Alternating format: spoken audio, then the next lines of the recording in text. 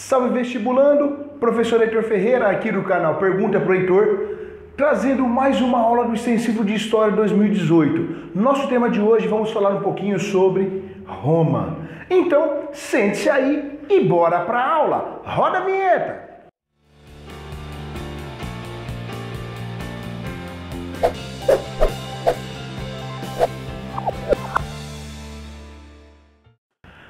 Vestibulando Elenzeiro, já que vocês ficaram comigo para essa aulinha para compreender Roma no nosso Extensivo de História 2018, vamos iniciar os trabalhos. Galera, para começar a pensar em Roma, eu preciso ter alguma ideia bem simples. Qual a primeira ideia para entender Roma, galera? Roma está localizado inicialmente ali na Península Itálica. Península Itálica, apelidada como a Península da Bota. Então, para você diferenciar a Península Itálica da Balcânica, que é a Península Grega, é só você ver o formato dela. Tem esse formatinho de uma bota, um saltinho ali. Esse é o principal fator para você se organizar sistematicamente no Enem, no vestibular, se aparecer apenas a península como fonte de conhecimento para você, como uma citação. Bom, pensando nisso, a economia romana segue uma tendência agropastoril. Ela é voltada para a agricultura e para o pastoreio. Marca isso, isso é importante, porque isso dá uma conotação de subsistência à sociedade romana. Tendo essas duas informações, a localização e a economia romana, nós precisamos pensar um pouquinho, na divisão social de Roma. Em um primeiro momento, eu tenho em Roma uma sociedade estamental, dividida como? Assim, galerinha, eu tenho patrícios, eu tenho os clientes, eu tenho os plebeus e eu tenho os escravos. Esta é a primeira divisão de Roma e que vai perdurar por muitos anos. Na monarquia romana, a sociedade estamental não tem variação de classe, porém na República Romana nós vamos ver, através das lutas da plebe, uma grande modificação nas classes sociais romanas. Beleza? Tendo isso em mente, vamos começar a ter uma visão de Roma. A origem romana se explica em dois viés.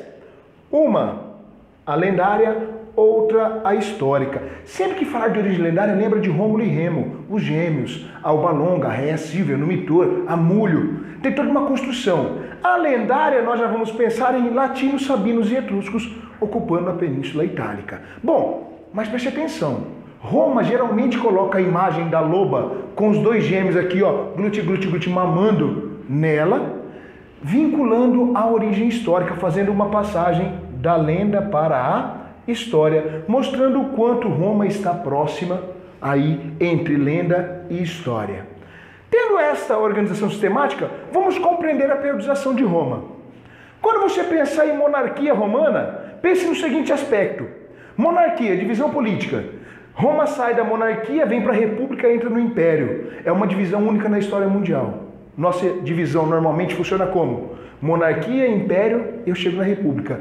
Em Roma eu corto uma etapa, depois eu retorno nela. Mas eu corto. O que eu preciso lembrar disso? O que eu tenho que saber, galera? Vocês observaram que eu fiz Roma no centro e tudo saindo dela? Tem aquela frase épica que diz assim, todos os caminhos levam a Roma. Então Roma, a sede do império, tem uma grande projeção. Além disso, olha essa frasezinha aqui. Não se discute, Roma se ama. O que isso significa, velho? Não há discussão em Roma, há amor por ela. Frase usada, inclusive, no time da Roma, no hino do time. Então, em Roma, não se discute, se ama. Muita atenção nisso que você vai usar no seu Enem, no seu vestibular. Tendo isso em mente, agora vamos ver alguns acontecimentos. Quando eu pensar em monarquia romana, galera, se ligue num detalhe. Eu tive 7 reis. Os primeiros de origem latina e sabina, os últimos de origem etrusca. Esta monarquia romana tinha a forte presença do Senado. O Senado era predominante, então os reis tinham que respeitar o Senado, porque o Senado é composto por quem? Pela elite, pelos patrícios. Tranquilo. Quando começa a ter a variação e os latinos sabinos deixam os etruscos assumirem o poder, os etruscos deixaram de respeitar esse Senado, então o Senado perdeu força. Quando o Senado perde força, o Senado se revolta. A revolta do Senado fez Roma entrar na fase republicana, pulando a fase imperial, galera. Olha só que bacana. Então Roma sai da monarquia, cai na república, não passando pelo império.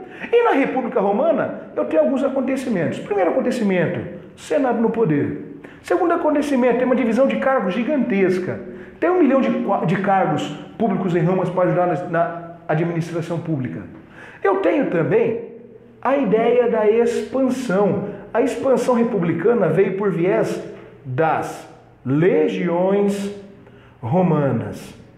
Então agora eu incentivo a população a buscar novos territórios, dominar novos povos. E isso é fundamental para a gente compreender o que acontece em Roma posteriormente. Então as legiões romanas levam Roma a toda uma extensão, pegando o norte da África, domínio mediterrâneo, até o Oriente, dominação da Magna Grécia. Então na República Romana eu tenho uma fase de grande expansão.